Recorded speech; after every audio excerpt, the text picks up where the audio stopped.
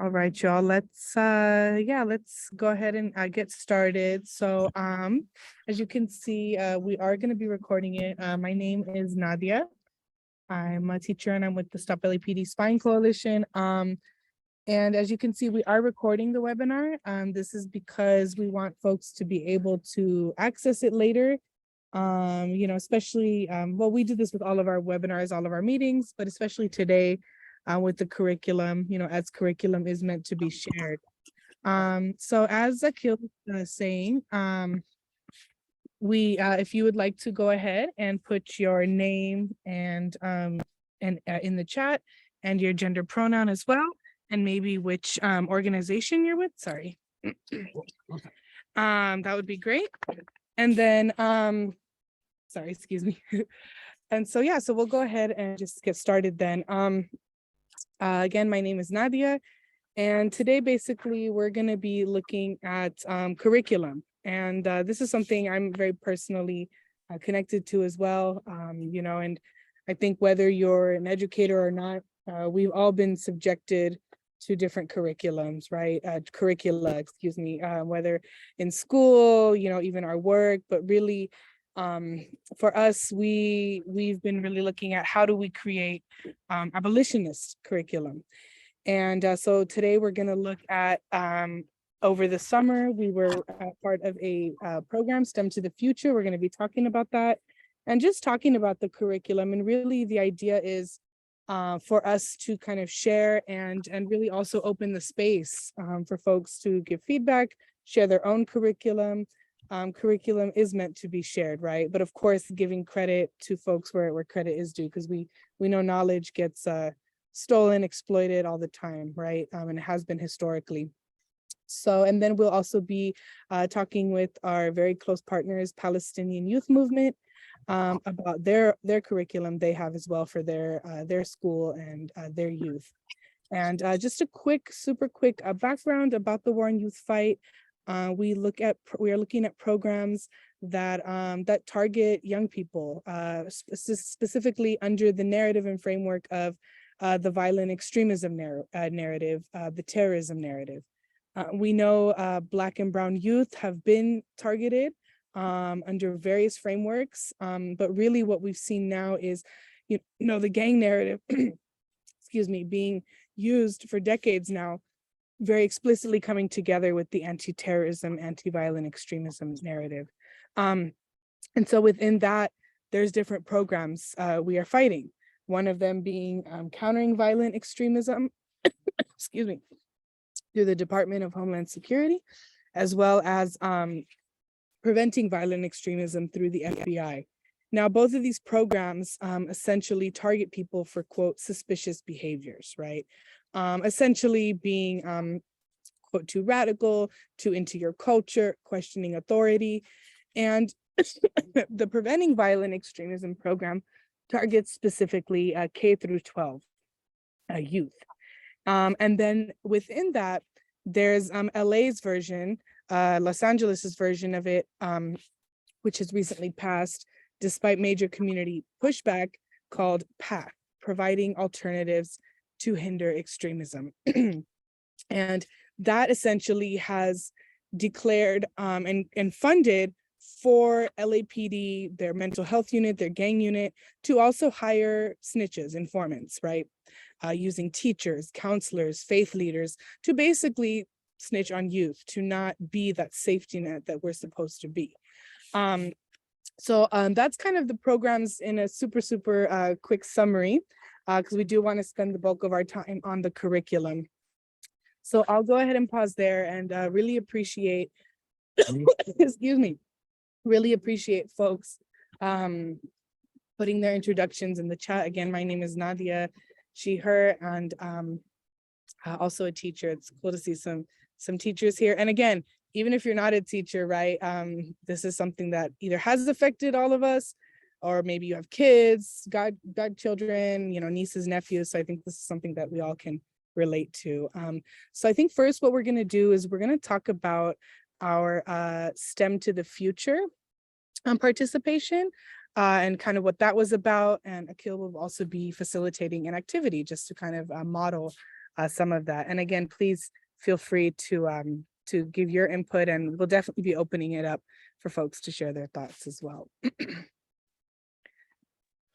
First, I don't know if Matthias, do you want to talk a little bit about what STEM to the Future is and just kind of our collaboration with them as a whole? Definitely do that. Hey folks, my name is Matthias. I use he, him pronouns. I'm a community organizer with the Stop LAPD Spine Coalition. And STEAM to the Future, STEM to the Future is an after school program primarily, but they also do stuff in LAUSD schools with students and teachers that's based in St. Elmo's Village in Mid-City, Los Angeles. And they, work with youth in disciplines like science, tech, engineering, art, math, but with a focus and through the lens of social justice. So we were so lucky to, work with them this past summer during their Freedom Summer Camp, where we worked through first through fourth graders, just talking about, abolitionist, just an abolition 101 real quick run through. And so this upcoming winter, or rather, I'm sorry, in January, we're going to be working with them for 15 weeks with fourth through sixth graders, a smaller group then, kind of doing an organizing 101 over a longer period of time. But they're a really great set of students and a really great set of educators who are really committed to ensuring that youth have an understanding of liberation work and ensuring that whatever youth are doing, it's working toward liberation. Absolutely. And as Matthew said, we did a 2-week long stint with them at their summer camp. And kind of our main overarching goal for that 2 weeks is we wanted to kind of conclude with them producing some kind of video based on, opposing a certain kind of surveillance. So we had different groups split up into different, and produce basically a social media video. Matthias has some examples, but I'll just talk about a little bit about what we did along the way. Well, all three of us, Nadia, Matthias, and I, and we also had Ni participating too. And so one thing we started off with was kind of grounding everything. We did a lot of get to know you activities at the beginning, and then grounding everything in a historical perspective with a timeline activity, which is actually the one that we're all going to do together in a few minutes. And then we did some work where the kids would cut out pieces of magazines and create a board that represents community power versus state power. And it was really interesting to see, the images that they associate with each. There was even discussion around how community power includes things like trees and nature. It was really expansive and really, really interesting. And then Matthias, you want to talk a little bit about the skits that we did too? Yes, so immediately preceding that, our project that Akil is describing, where they kind of discern between community power and state power, or as they called it, Karen power.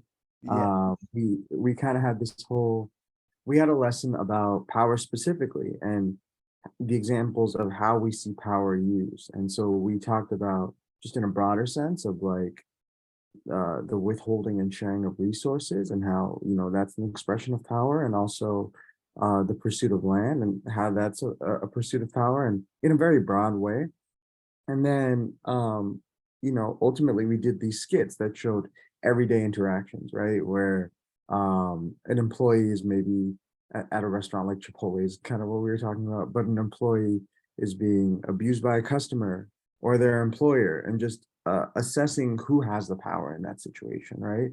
Who and just exploring those dynamics, but also in addition to examining who has the power in these norms, assessing how that dynamic can be shifted by coming together with other employees is one example we use for like labor power.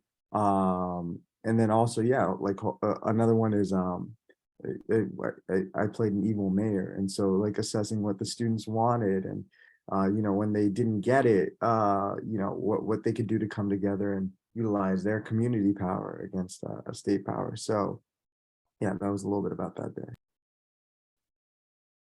And then Nadia, do you want to talk a little bit about what we did in week 2? What you and Nee led? Yes, no, thank you. So yeah, we basically focused on, sorry, the ice cream truck is right behind me, but we basically focused on policing and surveillance. And it's kind of, and maybe part of me is preaching to the choir here, but right, a lot of times folks might think, oh, like really young children, but they were really grasping it. And essentially what we did is we tried to go over a history of policing, which, how do you do that in a short time? But I think we were able to do that. And we had them like also talking to each other. So some common activities around like think, pair, share, right? So where they talk with each other and then share out to the group. So we talked about the history of policing. We also looked at surveillance as well. And so, and then from there, basically is when the videos came out. And I know I was not there the day of the videos. So Akil, if you'd like to share a little bit about that. Yeah, I remember one of the groups made a chant and they were chanting it in a circle. They were walking in a circle. It was really cute. And another, well, I think Matias has some examples that maybe we can play. Do you think you can screen share and show some of the videos from the seminar? Sure. Yeah, I've got one queued up. It's gonna take me a second to load the other ones, but here's the one my small group did. And so, kind of before we show this, I think it's important to note that like Nadia and Nee really did break down policing, but in addition to that, surveillance. And so in the same way we kind of discerned, community power versus state power and how these things are, kind of ubiquitous, but their intention is harmful.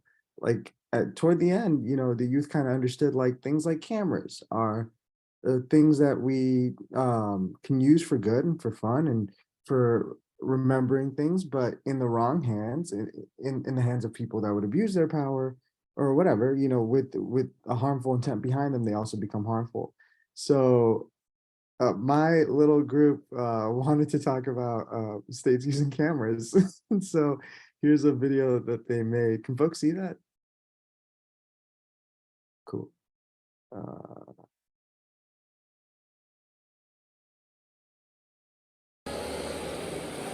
Hi, I'm Sean. Hi, I'm Alyssa. Hi, I'm Brian. And we are here to abolish states using cameras. To spread awareness. Spread awareness. How does the community use cameras? To make memories and to be safe. And how does the state use cameras? To be racist and to criminalize people. It's also a waste of money.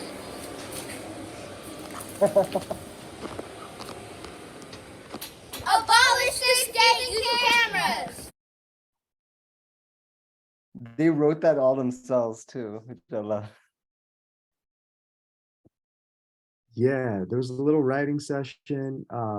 There were multiple takes. They were insistent on throwing the fake money. But there were other groups also did similar projects. So I can pull those up in just a second. Maybe do you want to start loading them while I do the timeline activity, and then we can show some. So I think that what we're gonna do right now is we're gonna do one of the activities we did with the kids, and just keep in mind that this was with 2nd through 4th graders as we did it. So there's knowledge that you all have that they may not have learned yet, etc. So let's all access our inner child when we do this activity. And afterwards, we'll see a couple more videos, and then what we'd love to hear from what lessons you all have done with youth or have experienced that were really impactful, or just things that you would want to share, because we're all part of this meeting is to exchange curriculum and to develop our curriculum together, or to brainstorm ideas for curriculum, etc. So I'm gonna pull up. The way we did this was actually in person when we did it and we had a 30-foot long piece of tape. Sorry, give me 1 second to pull up this thing.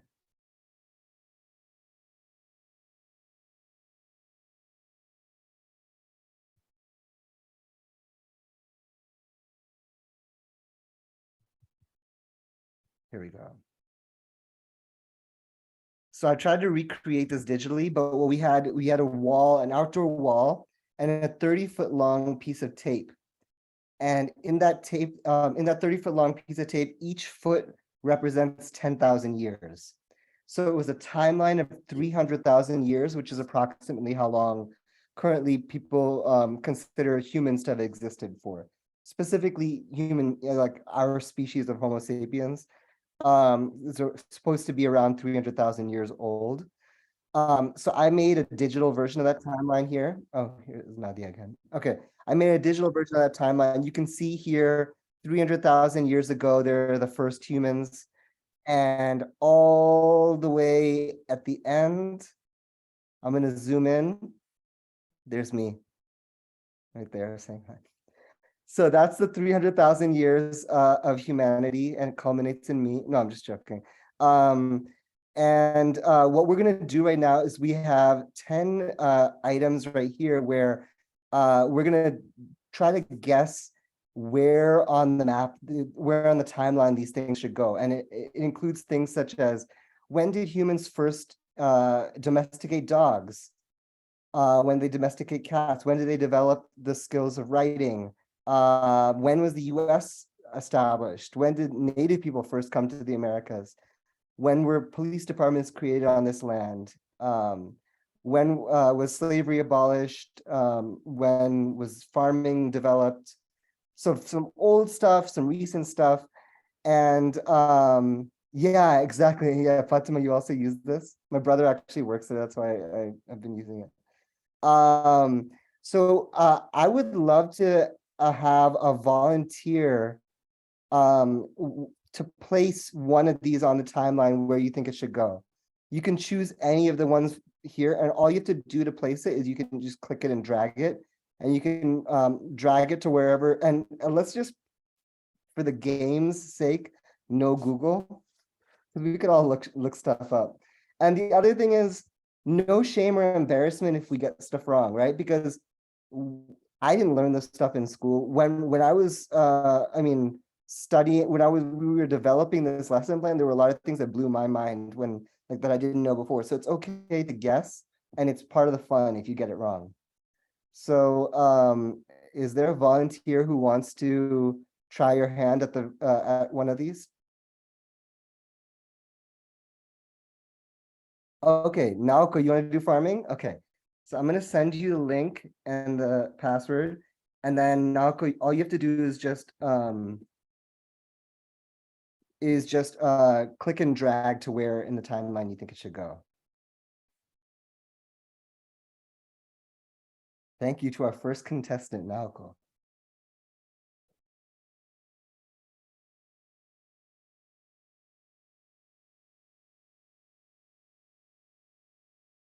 And as Naoko is moving this, I'll just say kind of the overall goal of this lesson. Really, as we, because we're sharing this among teachers, so I'm kind of giving the behind the scenes. The goal is to really use questions to help kids think critically about potentially how recent certain things are. And if there are things that they don't like, that they want to abolish, the fact that humans have lived for a long time potentially without them. So it would be, you could imagine worlds without them, whether they're in the past or in the future. So that's kind of one of the goals of this activity. Thank you, Naoko.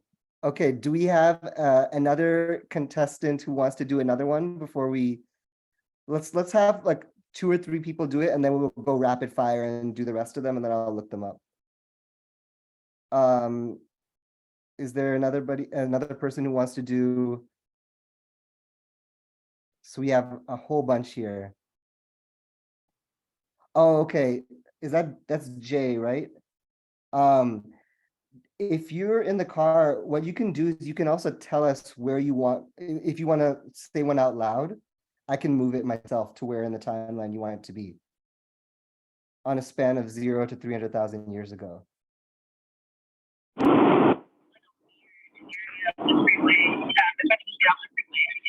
Hello? Do you want to, so can I tell you some of the ones we have on the board? Can you hear me?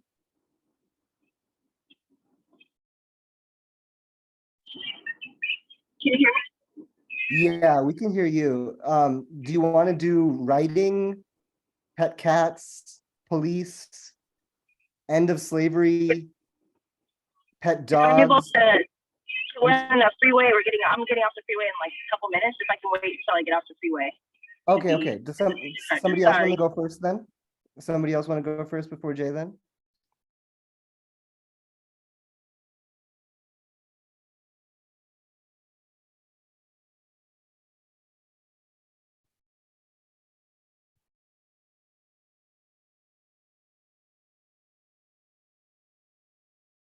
We need some good Jeopardy music right now. I guess this isn't Jeopardy exactly.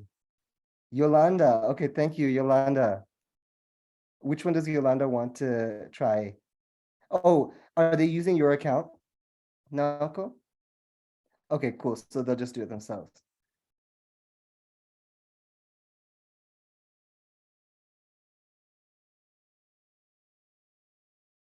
All right.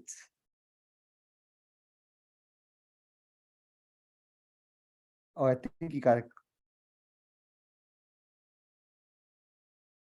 click it again. Yeah, there you go.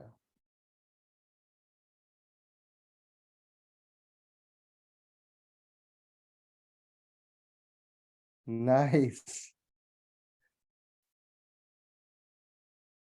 All right.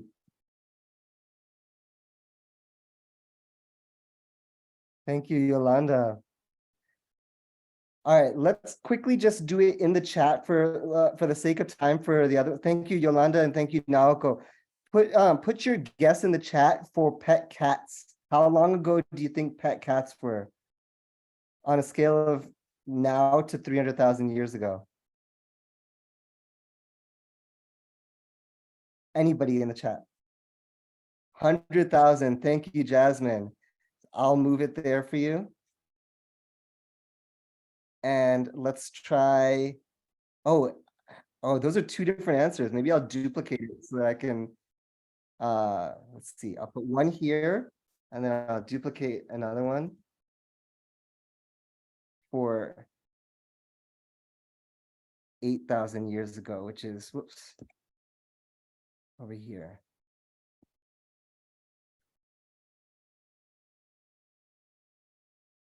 That's part of the fun. Okay, let's just do a couple more because the point is just to show the whole activity, not to do it. Or let's just do one more. How about since we already did police, how about the US-Mexico border closed? So when do you all think that people were no longer allowed to travel freely across what is now the US-Mexico border?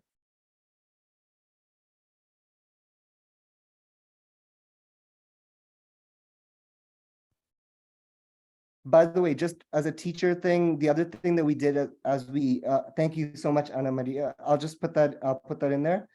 I'll put those two guesses.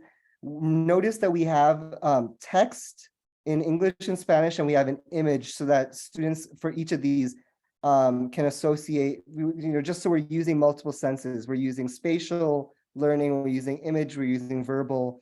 And we're basically, and a couple other things as we do this. One thing that we did to involve the kinetic learning as well is when we have the physical timeline, you can invite students up and you can ask them to take a big step and be like, wow, you just stepped 10,000 years into the future.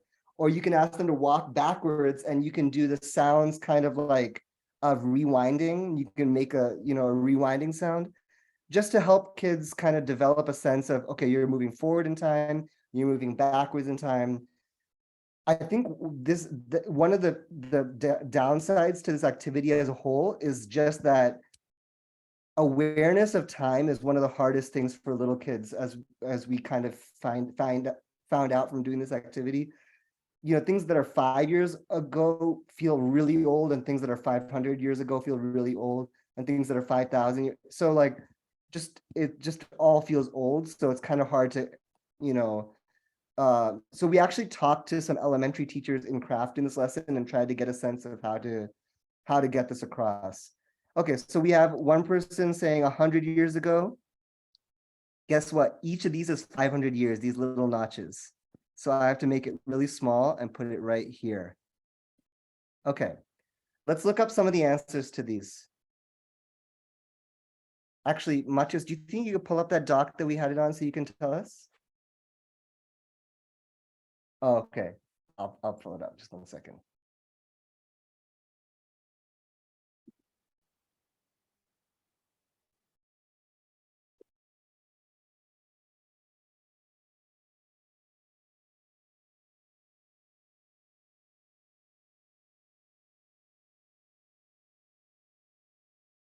And actually, this is good because then I can show you all the actual lesson plan we made for this too. And just so you all know, we're in the process of cleaning these up so that we can share them with other teachers.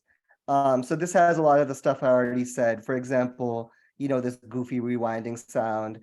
And you can even do a little freeze game where you move forward a certain number of years and then freeze. But let's see, when were cats first kept as pets? 15,000 years ago. 15,000 years ago. So that goes right here. It wasn't quite there. It was all the way 15,000 years ago, which is still a long time ago. Farming was only developed 12,000 years ago.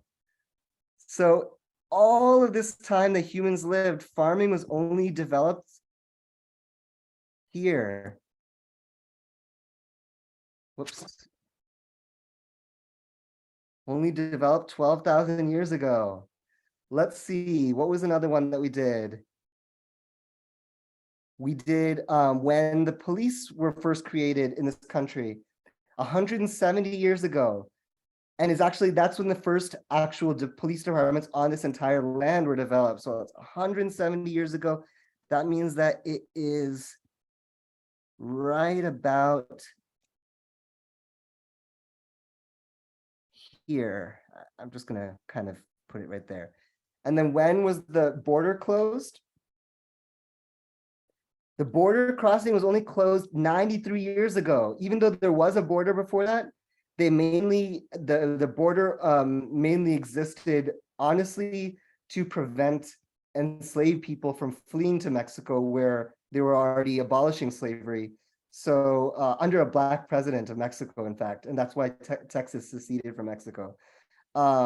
But not to prevent people from Mexico coming into the US. So that only happened 93 years ago. Shakir, you were the closest, although Chris and Naoko, oh, Shakir, you were yeah, you were really, but Chris and Naoko got on each side of that 93 years. You were really close for that one. So the point of this activity is now look at this entire expanse of time, and you find out that Native people came to this land. I mean, some people say around 100,000 years ago. It's disputed because a lot of like Western anthropologists say more recently. They say 15,000 years ago, and they say they have the Bering Land Strait like theory, but then other people say it's much longer ago, and that's kind of like a settler colonial idea of trying to make it like they were very recent. But the point is, even if it was 15,000 years ago, that's 15,000 years is this entire time right here. And people were living on this land without police departments, without borders telling them where they could and couldn't go, until this extreme small sliver. In fact, the entirety of European domination of the entire world is within this last 500 years. And let's just zoom out for a second. Let's just keep on zooming out. I can't zoom. Here we go. I feel like we need some epic music for that. So that's 300,000 years of human history before that last 500 years. Anyway, so that's the activity as a whole. We have this lesson plan that we're in the process of, along with our other lesson plans, finalizing so that we can give out to people, that teachers can adapt. I mean, the idea of this lesson is really simple. You can use it for science classes, you can use it for history classes, you can use it for, you know, a variety of different subjects. You can be like, in the expansive human history, you know, what were the different ideas people thought about medicine at different times or whatever. It just helps to have a visual reference to be able to place things on a timeline that way. It would be really interesting. In fact, I would love to learn from PYM people like the history of Palestine before Zionism and how recent in Palestinian history this, like, you know, brutal colonization has been, or other subjects that you know extend back really far in time. So that's just one lesson we wanted to share with you all. Very soon we'll actually be able to share the lesson plan itself. And now at this point, it would be really, really cool to hear from you all about some lessons that you've all done. Thanks, Jasmine. Yeah, and thank you, Jay. Oh shoot, Jay, you got off the highway and I didn't call on you. I'm sorry about that. You're good. Thank you. Cool. Yes, and we have some videos queued up too. Matias, do you want to show some videos while people think of some lessons to share? Yeah. Yes. So we've got a couple of videos here. One is like another project that another group did, but I think before we go to that, maybe I can show some of the lessons Nadia and Nee shared around policing and surveillance. Actually, can folks see that okay? Oh, you can see a timeline in the background. Oh yeah, there it is. Okay, I'm gonna play this. So they're also like cameras, and they fly sometimes in the air. What are other examples of the air? Helicopter. Helicopters, yes. Helicopters are another way that we're able to surveil folks. Police cars. Police cars.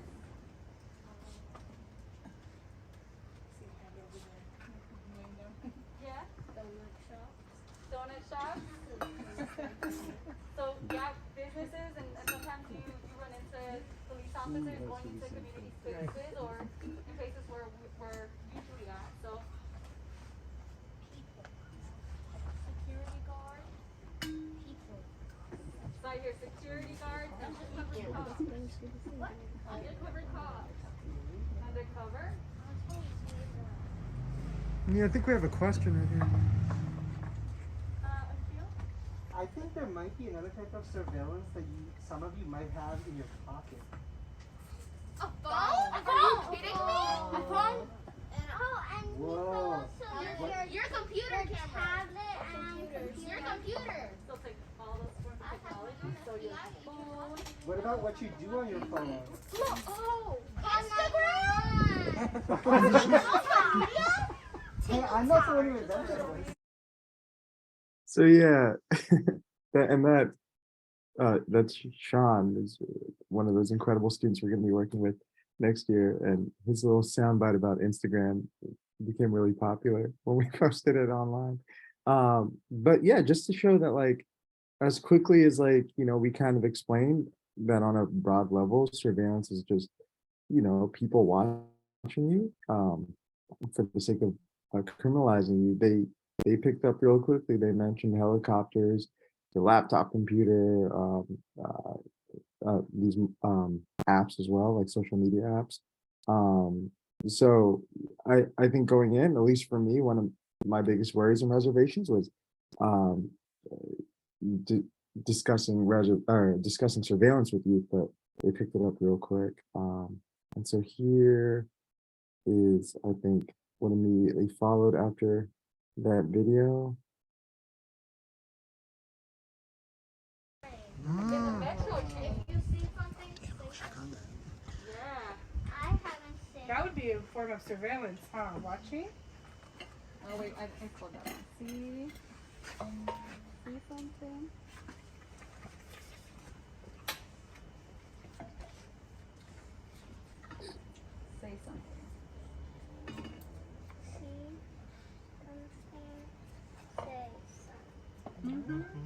That's the name of the program. Yeah, and do you want to talk a little bit about the See Something, Say Something? Yeah, that's actually a program where they want people. So right, somebody said people to surveil each other.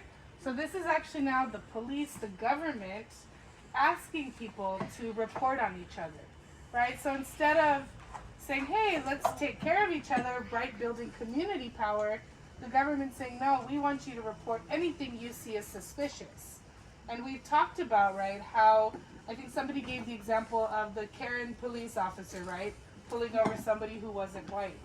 So if somebody is racist or somebody has these ideas of non-white people in their head, they might just call and say, there's a bunch of immigrants, or there's a bunch of these people, they're all standing together. That could be suspicious, but all people are doing is just maybe hanging out.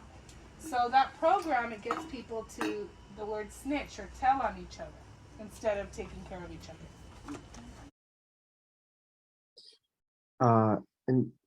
Yeah, so I think what's really interesting about that is how ubiquitous if you see something, say something is. I know a lot of us heard it post 9/11, but even, to this day, like kids are hearing about it. And also, I just want to shout out how powerful and all encompassing the idea of a Karen is, because it really did,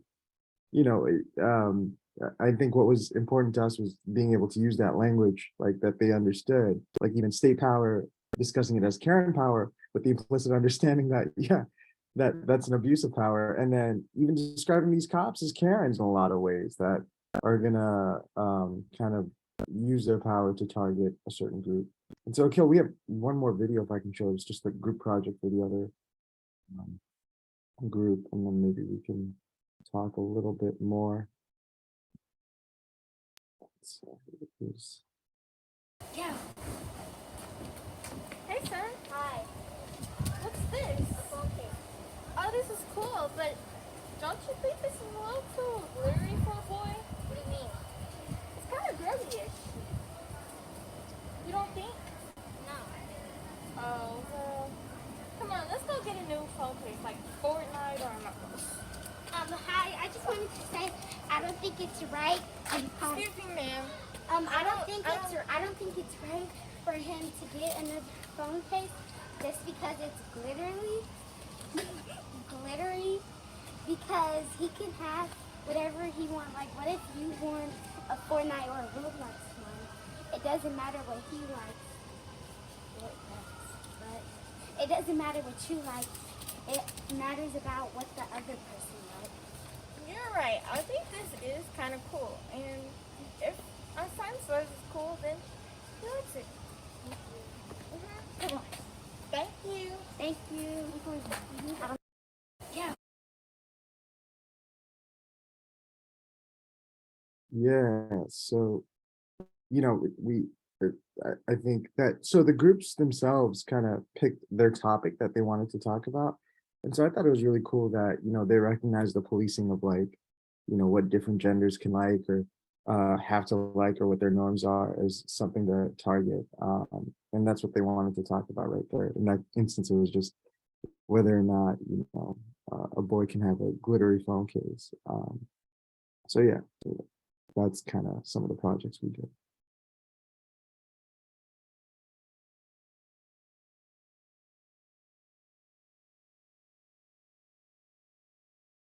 I love the fact that these kids in second or fourth grade are thinking about these things in a way that I feel like I never was at that age. It's just amazing.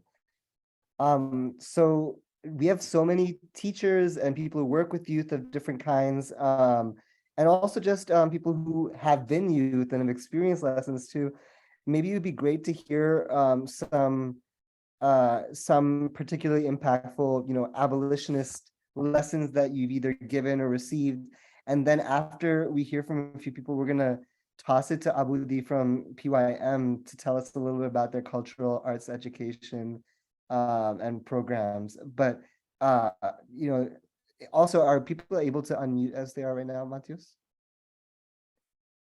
Okay, cool. So feel free if you want to put in the chat, one of us can read it out loud, or you could unmute and share a lesson that you've given.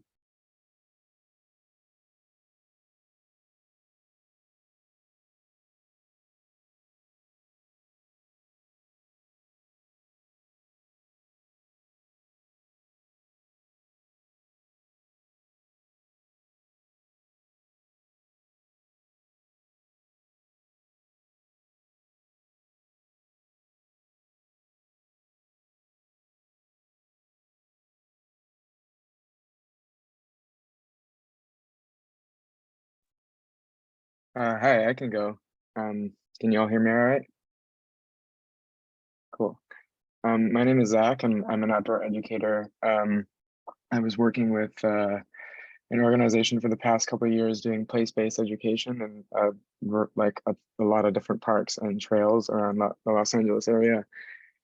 And that was really awesome because we got to visit a lot of, sites that might just appear like a park or whatever, but they're actually steeped in the incredibly exclusive history of Los Angeles. So, this could be anywhere from talking about Tongva Village, the Tongva village that used to sit in Ferndale, the like civil disobedience, the riot and protest at the Griffith Park Carousel. We did photo investigations of the forced evictions at Chavez Ravine in Elysian Park, and talked about unhoused, like housing issues, as we like, and housing issues and issues of resource distribution as we walked along the concretized LA River. So that was really cool. I have a lot of like place-based education resources if anybody's ever interested. Basically anywhere you go, even like on a school campus or a neighborhood block, there's usually something to talk about that happened right there. As far as like cohesive curriculum, I was working on something for this nonprofit that I was with, and I have a lot of stuff done, but I don't have anything necessarily finished. It was a pretty nebulous project. I was trying to tie in NGSS standards and also make it palatable to my bosses. And it was kind of also weird because it was like the nonprofit was trying to be super like woke, but ultimately it amounted to a lot of greenwashing. And I was actually formally or actually informally reprimanded for quote unquote not teaching developmentally appropriate curriculum when I wanted to talk about environmental defense and like direct action a la Standing Rock, which was pretty awful and hard to deal with. But it's really heartwarming to see you all doing this kind of stuff, and like seeing those skits is really cool, inspiring, and also just thank you for all the work that everyone does and for hosting this. In general, yeah, really grateful to be here. Thank you so much. The work you do sounds incredible too. How do people find the resources that you're talking about? So I think I'd like to put together some sort of database, like a spreadsheet that everybody can access. If anyone has anything like immediate that they want to ask me about, they can contact me at my email, which I think is my Zoom name right now, zmconnor14@gmail. And yeah, I would love to work on a spreadsheet that kind of connects like all these different themes. That would be really cool. Also open to collaboration on that. Anyone's interested. Cool, thank you. It's Zach, right? Thank you, Zach. We have a comment in the chat. Okay.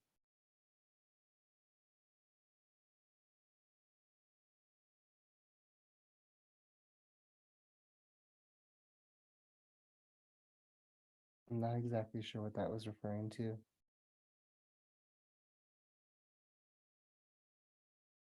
Huh.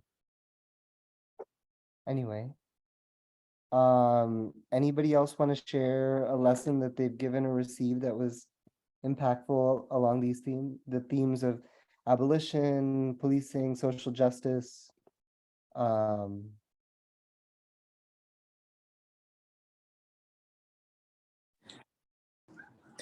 even if folks, one thing I was thinking too, if folks want to share like things maybe that they would wish they could see, right? That they wish they could have seen in school, or yeah. But of course, yeah, a few people want to share.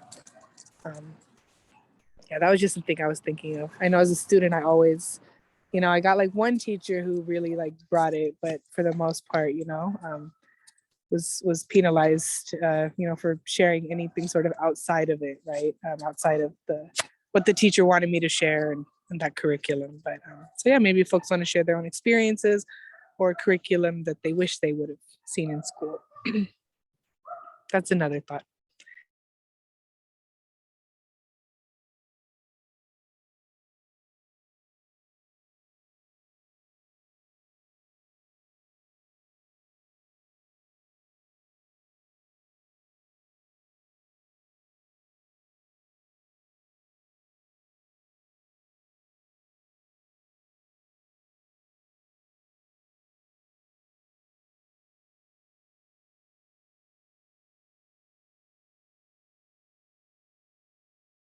I'll also give a couple from my music thing teaching as people are thinking. Also, if you think of one, feel free to either unmute and interrupt me or just post in the chat or raise your hand or something like that. Just yeah, I don't need to go on for a long time. But a couple of resources that it's not that I made these up, I heard them from other people and then incorporating them in my lesson.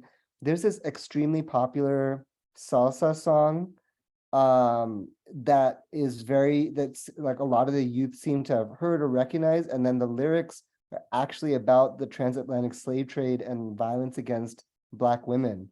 And a lot of people, like even kids who speak Spanish fluently and may have heard the song many times before, sometimes never thought about the lyrics or noticed them, even if they could understand them. And it's really great for lyric analysis and discussion. I'm just gonna put it in the chat. And similarly, there's a famous song called, there's a famous song that was like kind of really important to rock and roll, that was actually, the lick was created by a native musician. So it's really interesting to talk about, native people existing now and making current music now as a way of talking about the myths that we've been taught about, the fact that, or the idea that either that, the genocide never happened or that it ended, things like that, as opposed to it being ongoing. So, and there's a Tongva poet and rapper that I was also able to find and share with some of the youth, and we had discussions about that. And one kid actually said something like, maybe they don't tell us this because it was literally, the kid said this, because if people knew this, then they would have to give the land back. Like the kid actually said that. So it's pretty wild to hear them putting pieces together like that. I'm not exactly sure, Steve, about in public school. Nadia would probably know. Nadia, do you know if in LA schools 1619 curriculum is being taught?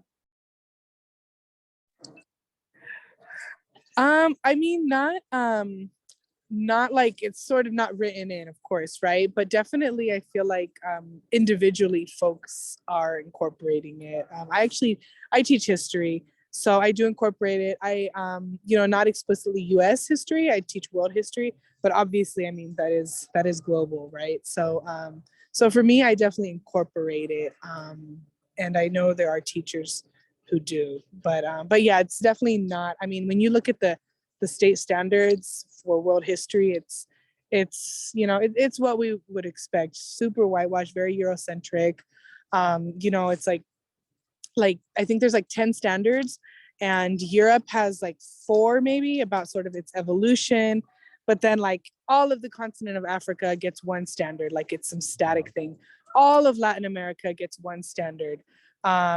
All of Asia gets one standard. So it's pretty, pretty ridiculous. So definitely it's not invited, but I do know there are folks who incorporate it.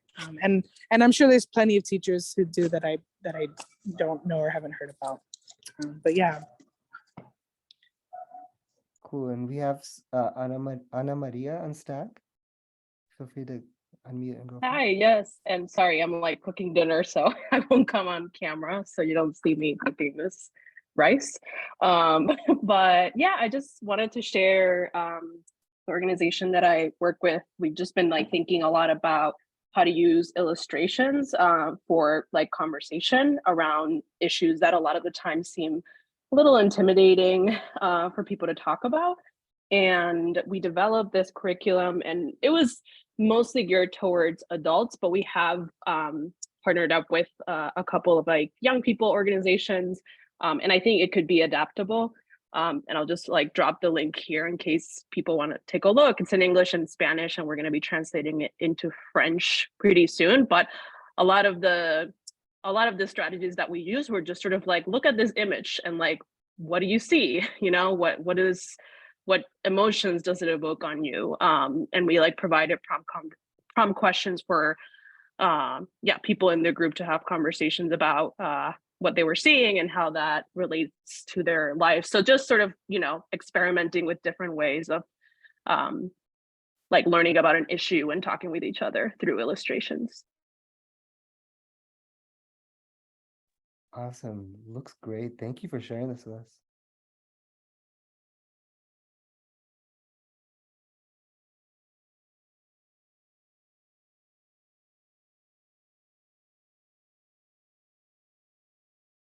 Wow.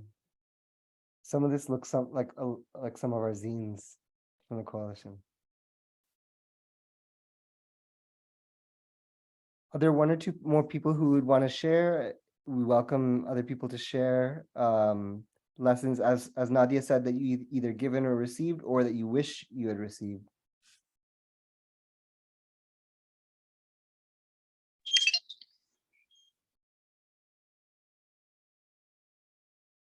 Go for it.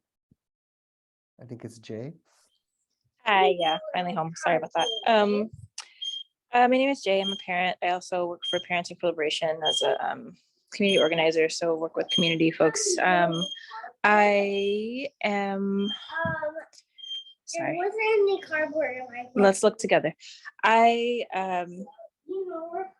would really like to see more programming for kids, for younger kids. I was a preschool teacher, and 2 years ago did a like freedom summer thing for kids 3 to 5, and we can use the back of it. Oh, and would really be interested in being able to like translate some of this curriculum that folks have put together for younger kids, because I feel like a lot of the time parents of young kids and young kids are left out of conversations. Yeah, we can use the back of that one, baby. Are left out of conversations and out of movements because there's no programming that's specifically for families, and or nobody has a container for people with very young kids. And I know from talks with this kid and other kids that I've been in connection with, that they can hold these conversations and they can like hold these big ideas and topics and like ideate around it. Okay, so get your paint. That they're able to do it, but they need some facilitation. And so being able to open up, yeah, that works. That works.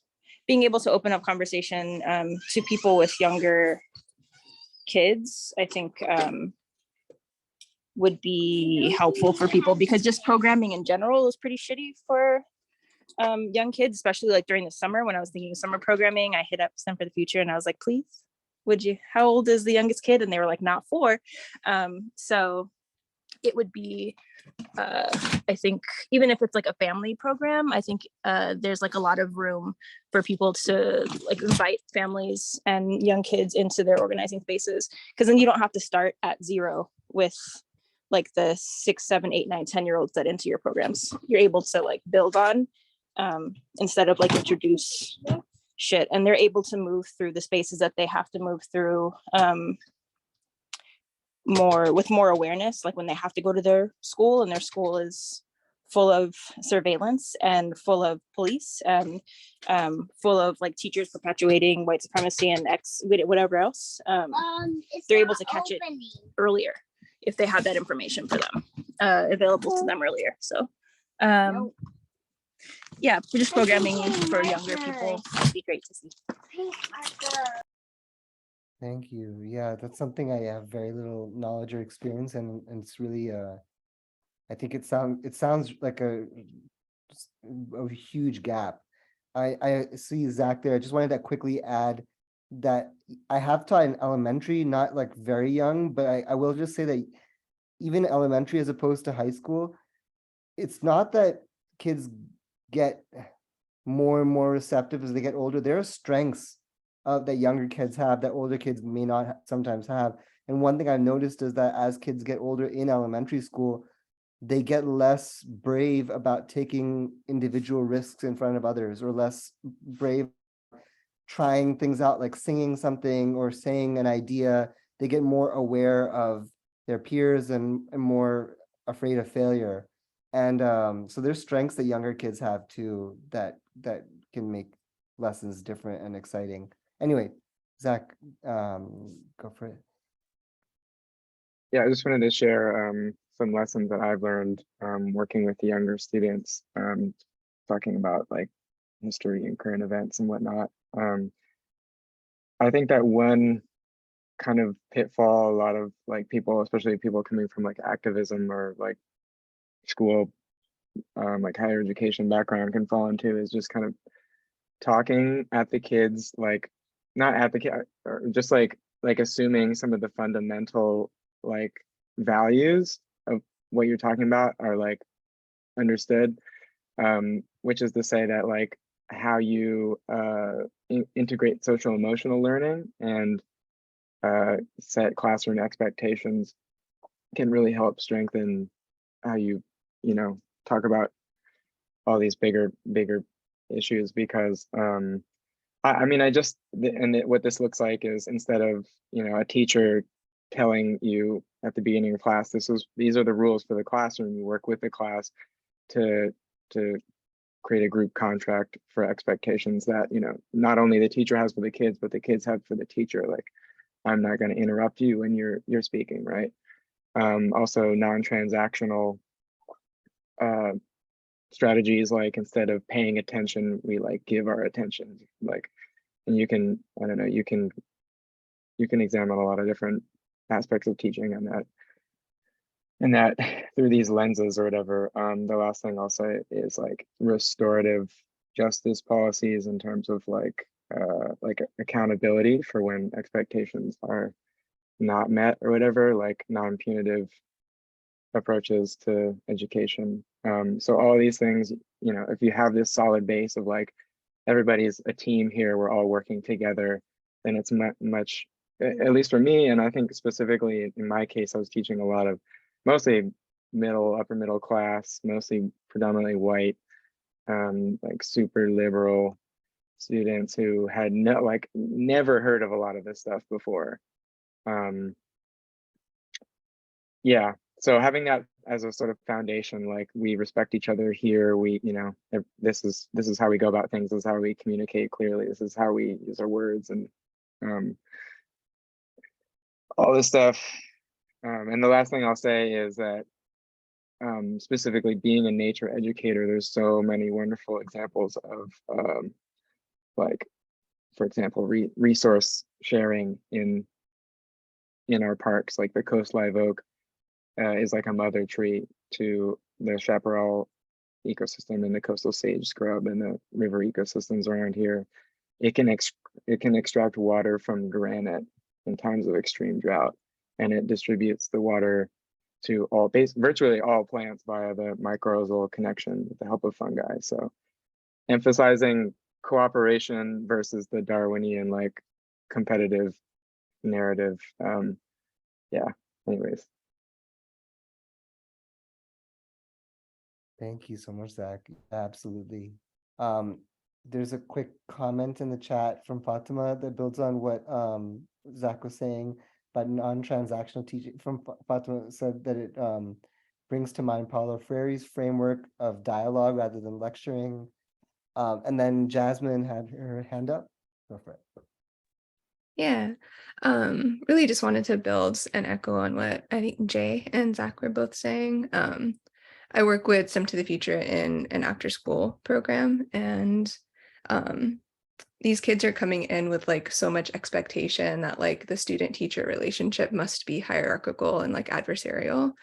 And so like, I mean, actually like the world that Jay was painting is like wonderful, because then like we wouldn't have to undo so much of that. But I think that there is a lot of value in investing upfront, like when you start working with a group of kids, in like trying to undo that in this space and like really making them feel very safe where they are, having them know that like there's no such thing as trouble. We are just accountable to each other. There is no punishment here. Having like conflict resolution rituals that you do when they inevitably start fighting with each other, because that's what kids do, and they're coming in with like relationships to each other because they go to school with each other. So yeah, just building in a lot of that SEL learning up front is really important. We use a lot of like circle time, which we also talk about the roots of that from like Indigenous culture. But yeah, I think that isn't really like a lesson, I guess. It's just, we can't like expect kids to think like abolitionists and have empathy for folks who are different from them without knowing that like here in this space where we're talking about that, they get to receive that same kind of care and love from us, I guess.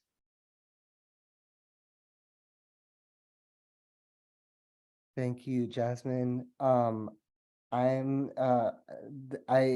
first of all, again, so honored that we're working with STEM to the Future, and the culture that you've built is just incredible with these kids. In a second, we're going to hear from PYM as a whole about their arts and cultural education, and we're going to hear from Nadia for a quick pitch to teachers here before that. I just wanted to quickly give my personal opinion about elementary specific application of dialogue teaching. This is just my opinion, so it's not like a stop LAPD spying stance or anything like that. But I feel like for me, where that comes in is when I have to unlearn this habit of asking kids questions that I have a specific answer in mind for, and ask them authentic questions that I actually want to hear their opinion about. But I also feel like giving kids calm and smiling like orders like is actually a necessary part of teaching young kids. Like it gives them a sense of structure that they feel safe in. It's just different because I think Freire wrote those books doing a lot of like adult literacy education among agricultural workers, peasants, etc. And I feel like it is just different for me personally with elementary kids, where sometimes the dialogue has to be, for the sake of safety and structure and order, has to be a certain way. But then when we go into dialogue mode, and I try really hard to actually authentically be curious about what they think, etc. But that's my personal opinion. Okay, cool. Anyway, and now Nadia has a quick pitch for the teachers here, and then PYM, take it away. Yes. Yeah, just wanted to share with folks real quick. Part of Stop LAPD Spying, we're creating, I don't know if folks have heard of the Automating Banishment Report. I'll put a link for it in the chat there. But basically right now there's a small group of us teachers. We've been meeting to popularize it, basically make it accessible for kids, for students. And it's really interesting how it's worked out. The group, it's one of the teachers, she's a kindergarten teacher. One teaches, I believe, 5th, 6th grade. And then there's myself, teach high school. And we have somebody who teaches college. So not intentional, but it's just kind of worked out that way. So we've just been coming together, and sort of each of us are thinking of our own respective age groups we work with, and how can we make this report accessible for kids, for students, for youth. So just wanted to put it out there. If folks are interested in being a part of that conversation, we're also connecting it to the War on Youth. Please feel free to message me on here on Zoom, or you can also just email stoplapdspying@gmail.com. I'll put our email in the link, in the chat for folks. So yeah, and then also another quick thing, we have our working meeting for the Warren Youth next Wednesday at 6 p.m. So want to put that out there to folks. That's kind of a chance where we do just sort of deeper work around strategizing, planning, creating artwork and everything. So yes, please, so feel free to message me about either of those. Also email stoplapdspying@gmail.com. So yeah, and really excited right now to hear from PYM. They're our partners in the Warren Youth, and just yeah, always holding it down. So I'll just go ahead and pause there. Thank you.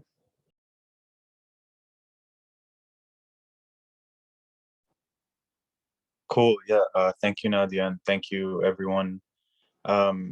Basically, I'll just start out by saying that like most of our engagement with youth comes at, like, for lack of a better term, with like older youth, like high school age and up. And like a basic reason for that is that to some degree, like the work we do as PYM is somewhat sensitive and we have to be kind of strategic.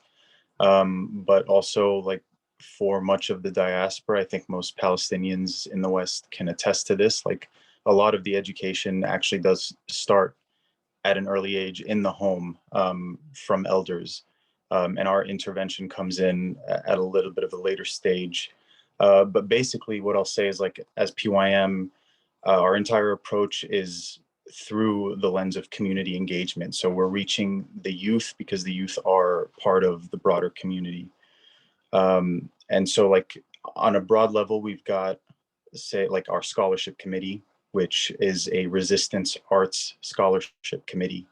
And it's open to college-age youth, so 18 to 25 in North America, to submit their art, whatever medium they choose to pursue.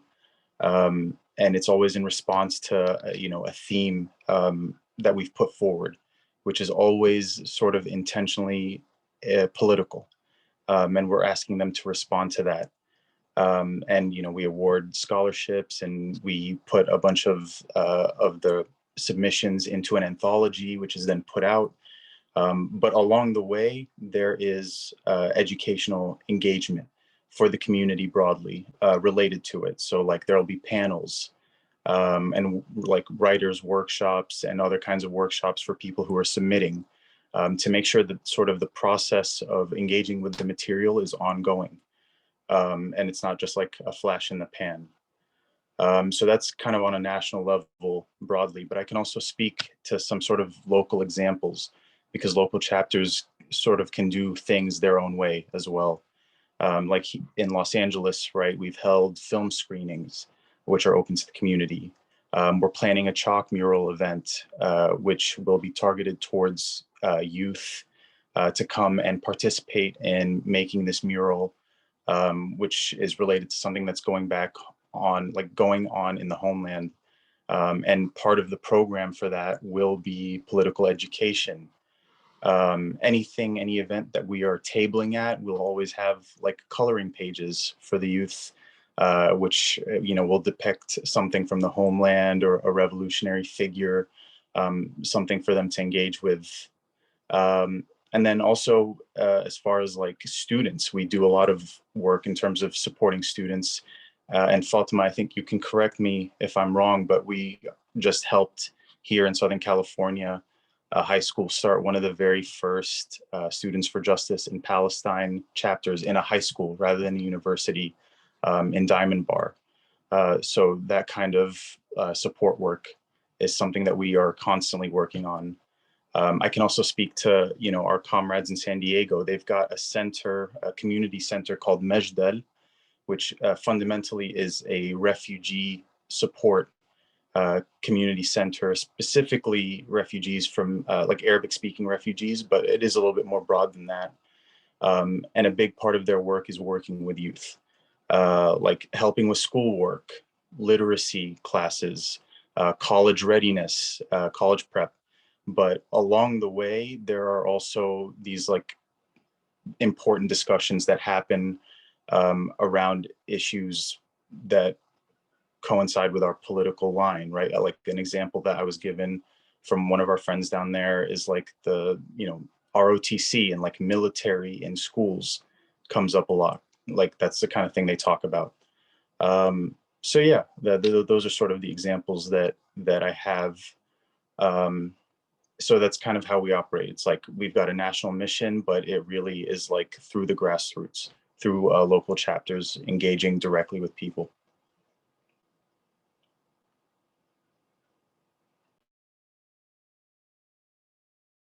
Thank you so much. The work sounds incredible, and we hope to be able to visit the center in San Diego someday. I don't know if Celine or Fatima want to build upon what Abudi was saying at all. I'll just, yeah, thanks, Abudi. I'll just quickly add that, like, basically, like the way we see like knowledge production or education is also in service of politics. So like we're asking things like, what are things we need to understand so that we can advance our struggle for liberation, and what are important areas of research for us? Like, how do we like make sure that we're not just like learning and producing knowledge on Palestinian history just because we want to know about it, but like we're producing it in the service of the political and in the service of our struggle. So that's why we do all these different methods of engagement with different segments of our community, and like through with our membership, like on education, basically in relation to like strengthening our abilities to like organize in a stronger way and build a mass movement. Yeah.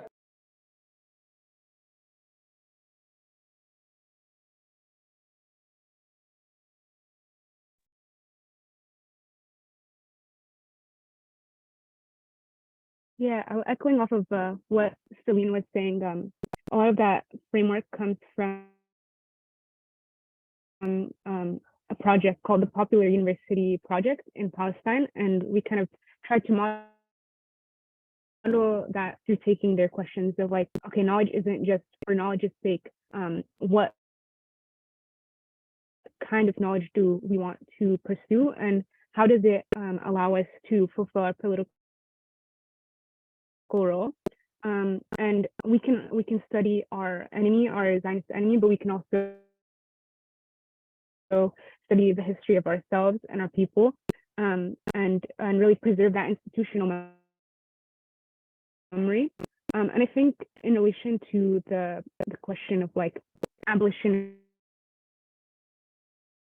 curriculum, I think there's kind of the idea of dual power implicitly. Like we do this kind of supporting against backlash work, like within the system, for example, when it relates to ethnic studies, right? So there was a really big push within California to try to center Arab American studies in the ethnic studies model curriculum, and just to broadly have a anti-colonial curriculum within California. Unfortunately, it got censored because of Zionist efforts, because Palestine was part of that Arab studies. But we still continue to like support teachers locally, because you all have some freedom within your classrooms, even if the state says, okay, this is not the official position. We want, of course, with anything that is revolutionary, they're never going to accept that 100%. And at the same time, we want to create these alternative institutions, like through our popular education work within the PYM or within our communities, or as Stop PD Spying does with these webinars, etc.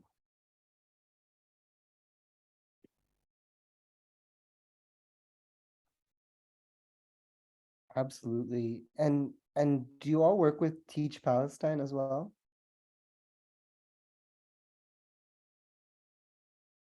We have like, and I think also with like some folks from the Liberated Ethnic Studies model curriculum, like different teachers to like support with like defending ethnic studies like in local school districts, and supporting also on like the National Liberated Ethnic Studies Coalition. Got it. And I just wanted to ask, is there, do you all feel like education, whether to counter the myths that people are like consuming throughout their K through 12, or to develop a sort of consciousness as people in diaspora, as people in exile and refugees, that maybe even like to instill almost the desire to return after generation? Or do you feel like those two things are just natural? Like you would always have the desire, whether or not there was a curriculum on that, and also you would always reject the bullshit being taught in K through 12, regardless of whether it was counter curriculum, or not you specifically, but like Palestinian youth that your org is working with.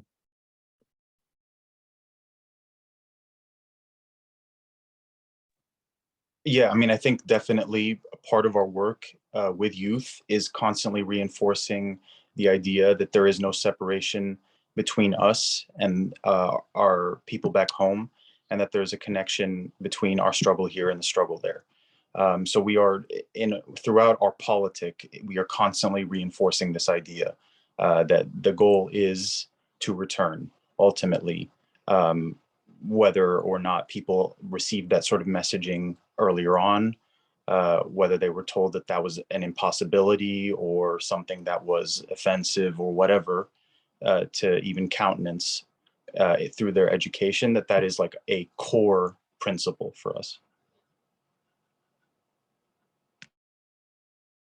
Thank you. I saw Matthias just posted some stuff in the chat that where he's going to talk about when he gets right back, but maybe until he does. Oh, he's right back now.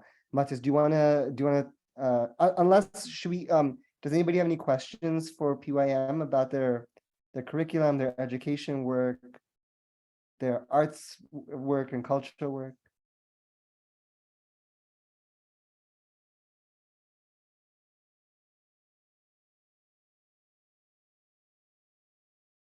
I have a question, is just where can people find the work that's been created by these youth, the art and the poetry, etc.? So like yearly we put out an anthology. So if you just follow us, you'll see when that's released. And I think now we're going to biannually, but yeah, we put it together and then we release it to the public. Cool. Any other questions?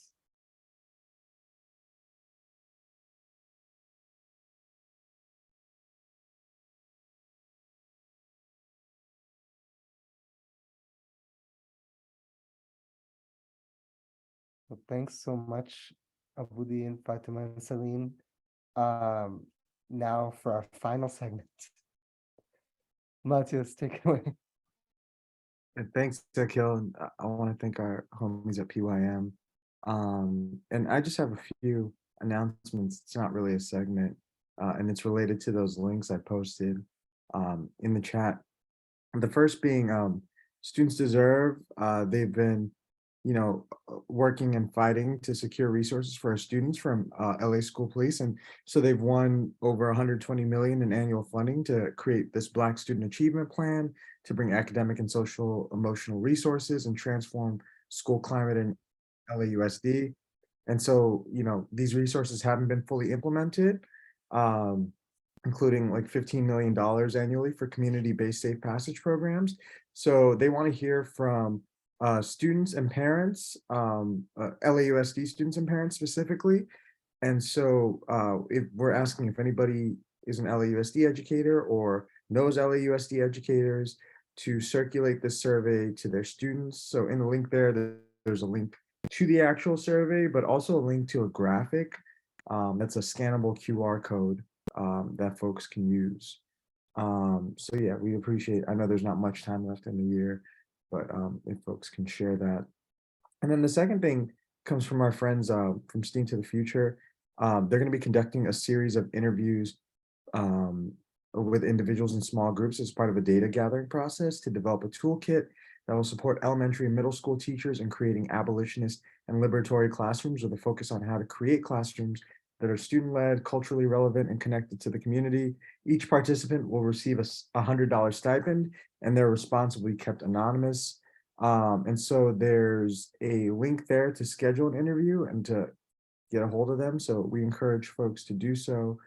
Also, if you like that with any educators, I don't think they necessarily have to be LAUSD educators. And then lastly, I just wanted to announce that this is our last webinar of the year. So thanks so much, everyone, for plugging in. We know you're used to kind of seeing us every Tuesday, unless there's a fifth Tuesday. And we've been, going pretty hard, but this is it. Until next year, we'll be back on January 9th with, guess what? The War on Youth, which is on the second Tuesday. So we're going back-to-back War on Youth webinars. That being said, we're still holding some work group meetings in between now and January 9th. And if folks are involved in work groups, you should be communicating with your smaller groups there. And yeah, we won't be holding anything in person in that time. But we look forward to building with all of you in 2023. And yeah, I just wanted to say thank you. Oh, and That's all.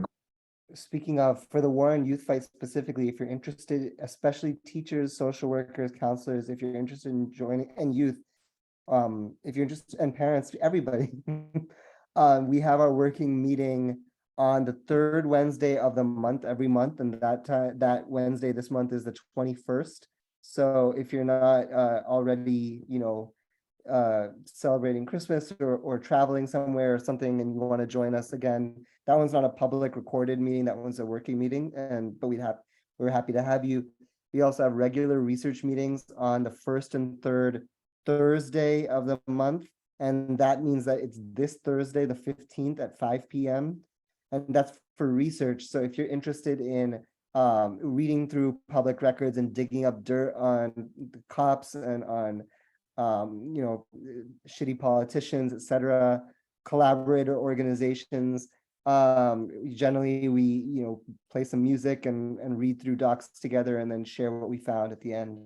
That's this Thursday at 5 p.m. So working meeting Wednesday the 21st at 6 p.m. Research meeting, which is also a working meeting, day after tomorrow at 5. And then Nadia has a teacher specific meeting too. When is the teacher meeting for automating banishment? Sorry, I don't have my camera on right now, but we don't have an exact meeting date next yet. Probably in the next week or two, but we'll if folks, like I said, just want to message, and then I'm happy to loop you in. And yes, like I said, that is different from the working meeting. Lot of meetings, but yeah, I mean, it's also space then for folks to connect kind of where they're able to sort of put their energy and what they would like to do.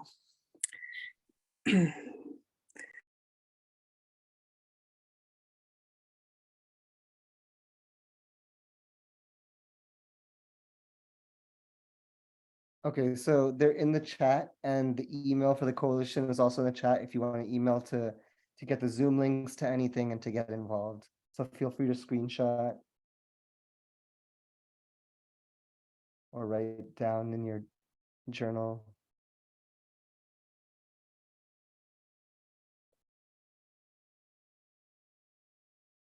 Or use a marker on your hand. Thank you for those solutions, Akil. You're welcome. Okay, so we're just gonna sit here awkwardly for 24 minutes now. Yeah, no, I think that's it. That's it. Thank you all so much for joining. Yes, hope you all have a good night. See you next year. See